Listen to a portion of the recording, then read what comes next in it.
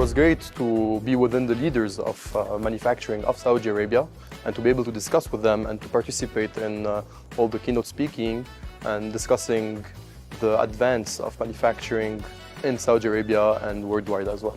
So it was a pretty interesting sessions, and it was great to be able to participate with those leaders and to speak with them and understand their pain points and what they are doing and currently working on.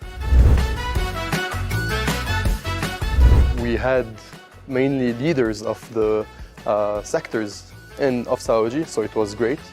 The quality of people attending the event was amazing, and how it helped us as SARS, as a solution provider for this sector, is to meet those people, understand exactly what are their pain points and what are their strategies to grow their market in the digital manufacturing aspect.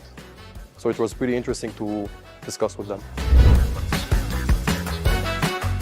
Yes, I truly believe that we will be participating in other events so that we can continue talking to those leaders and also talking about our experience in working with the leaders of the manufacturing sector.